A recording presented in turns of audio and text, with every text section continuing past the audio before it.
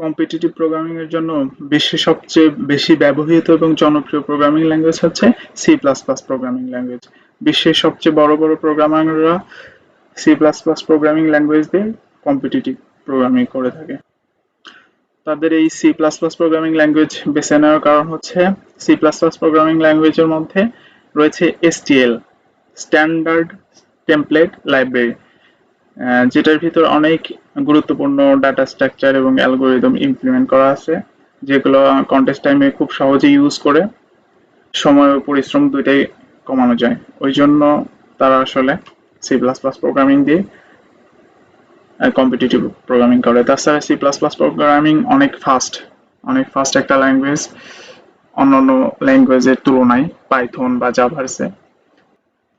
তো আমরা যারা মোটামুটি সি প্রোগ্রামিং জানি এবং কম্পিটিটিভ প্রোগ্রামিং করি বা করতে ইচ্ছুক, আগ্রহী, তাদের সি প্লাস প্লাসের দিকে ধীরে ধীরে মুভ করা উচিত, কারণ এটা আমাদেরকে অনেক হেল্প করবে কন্টেস্ট টাইমে।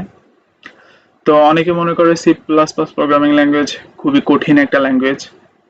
আসলে তাদের ধারণাটা ভুল।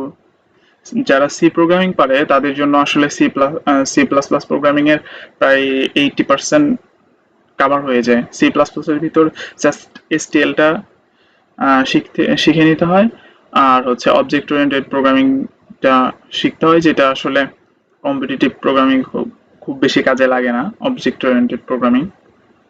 তো সি প্রোগ্রাম থেকে সি প্লাস প্লাস প্রোগ্রামিং এর দিকে মুভ করা খুবই ইজি। কেন ইজি? কারণ হচ্ছে সি প্রোগ্রামিং জাস্ট একটা subset, C plus plus programming এর সাবসেট। অর্থাৎ আমি যদি একটা সি প্রোগ্রামিং এ কোনো একটা কোড লিখি, ওই কোডটা সি প্লাস প্লাস এও রান করা যাবে। প্রিন্টএফ, স্ক্যানএফ, এগুলো ফাংশন সবকিছু আমরা সি প্লাস প্লাসে ইউজ করতে পারবো। সি প্লাস প্লাসে এক্সট্রা কিছু আছে। সি হচ্ছে C plus plus programming language হচ্ছে সি প্লাস এক্সট্রা আরো কিছু। সো আমরা ইজিলি সি প্লাস প্লাস এর দিকে মুভ করতে পারি। তো আজকে আমরা সি প্রোগ্রামিং এর একটা সিম্পল কোড দেখব, তারপর সেই কোডটাকে কিভাবে আমরা সি প্লাস প্লাস এ লিখতে পারি। জাস্ট স্টার্টিংটা, সি প্লাস প্লাস এর স্টার্টিং এইটুকু জানলেই আমরা সি প্লাস প্লাস শুরু করে দিতে পারি। আসলে কন্টেস্টে ইউজ করতে পারি এইভাবে সি প্লাস প্লাস। তো সেটা আমরা দেখব। তো এখানে আমরা একটা কোড লিখেছি সি প্রোগ্রামিং এ। এখানে মেইন ফাংশন লিখেছি। মেইন ফাংশনের মধ্যে প্রিন্টএফ একটা ফাংশন যেটা প্রিন্ট করে। তো এখানে একটা ভ্যালু চাইছি, ইন্টিজার একটা ভ্যালু ডিক্লেয়ার করছি, যে ভ্যালুটা আমরা স্ক্যানএফ দিয়ে স্ক্যান করছি এবং এটা জাস্ট প্রিন্ট করছি। খুবই সিম্পল একটা কোড। তো এটা যদি আমরা রান করি এবং একটা যে কোনো একটা ইনপুট দিয়ে দেখবো, সেটা আউটপুট হিসেবে দেখাচ্ছে আমাদেরকে। তো আমরা এই কোডটাকেই এখন আমরা সি প্লাস প্লাস দিয়ে লেখার চেষ্টা করব। তো ফার্স্টে আমাদেরকে একটা জিনিস লক্ষ্য রাখতে হবে, সেটা হচ্ছে এক্সটেনশনটা, ফাইল এক্সটেনশন। তো সি প্রোগ্রামিং এ সাধারণত ডট সি এক্সটেনশন দেওয়া থাকে। তো যেটা করতে হবে আমাদেরকে সবসময় C plus plus programming language use করার সময়, ফাইলটা সেভ করার সময় অবশ্যই শেষে সিপিপি এক্সটেনশনটা দিতে হবে। এখানে সিপিপি এক্সটেনশনটা দেওয়া আছে, তারপর ফাইল সেভ করতে হবে। তো এটা অলরেডি দেওয়া ছিল। তো এখন আমরা এই কোডটা সি প্লাস প্লাসে করার চেষ্টা করবো। ফার্স্টে আমাদের দেখতে হবে হেডার ফাইল। তো সি প্রোগ্রামিং আমরা সাধারণত stdio.h এই হেডার ফাইলটা ইউজ করি। তো এইরকম একটা হেডার ফাইল ইউজ করবো হচ্ছে সি প্লাস প্লাস প্রোগ্রামিং এ।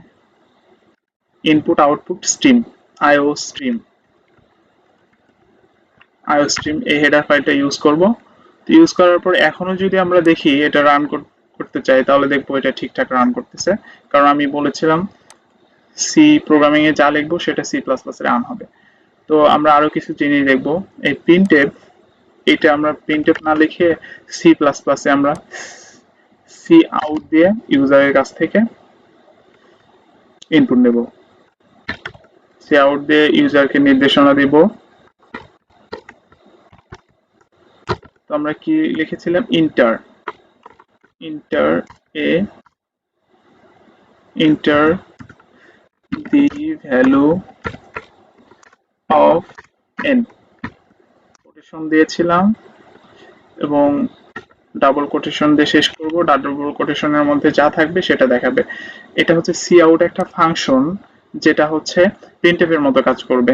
তো ডাবল কোটেশনের মধ্যে inter A the value of N লিখছি, এটা আমাদেরকে ডিসপ্লেতে দেখাবে। তারপর ভেরিয়েবল ডিক্লারেশন আগের মতোই। তো তারপর আবার স্ক্যান এর পরিবর্তে আমরা সি ইন অর্থাৎ কনসোল ইন দিয়ে আমরা ইনপুট নিব।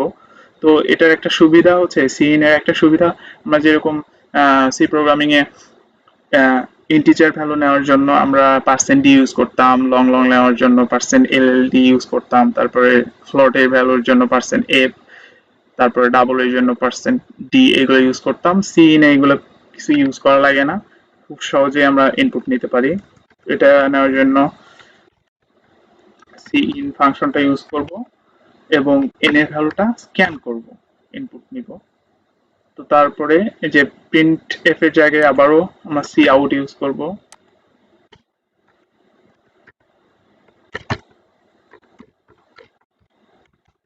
জাস্ট এন ভ্যালুটা প্রিন্ট করব, তারপরে ডাবল কোটেশন শেষ করে দিলাম।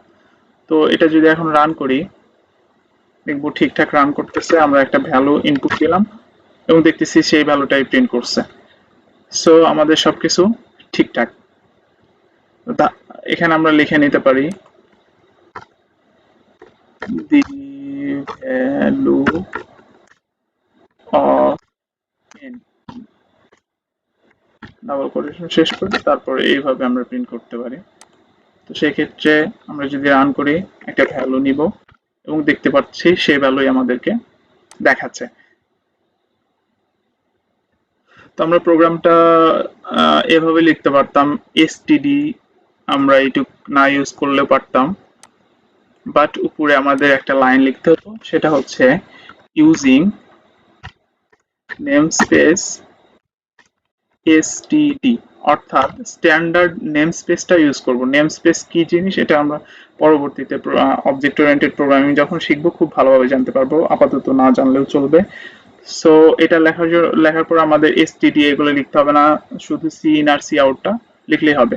অনেকেই যে ডাবল অ্যারো এটা নিয়ে সমস্যা হয়, তো সি ইন অর্থাৎ আমরা ইনপুট নিব, ইনপুট নেওয়ার সময় এই ভিতরের দিকে দুইটা অ্যারো দিব, আর আউটপুট মানে আমরা কোনো কিছু প্রোগ্রাম থেকে বের করব, এটার জন্য আমরা বাইরের দিকে দুইটা অ্যারো দিব, তাহলে আমাদের কনফিউশন থাকবে না। তো এই লাইনগুলো আমি কমেন্ট আউট করে দিয়েছিলাম, এগুলো আমরা মুছে দিতে পারি। এটা এখন রান করে দেখব, সব ঠিকঠাক সুন্দরভাবে রান হচ্ছে। তো এইভাবে আমরা খুব ইজিলি একটা সি প্রোগ্রামিং থেকে সি প্লাস প্লাস কোড লিখতে পারি। তো এইভাবে খুব ইজিলি আমরা সি প্লাস প্লাস এর দিকে মুভ করতে পারি। আসলে সি প্লাস প্লাস এর বেসিক এইগুলাই আমরা কন্টেস্ট টাইমে ইউজ করতে পারি। আমরা আর নেক্সটে আরো ইম্পর্টেন্ট কিছু জিনিস দেখবো।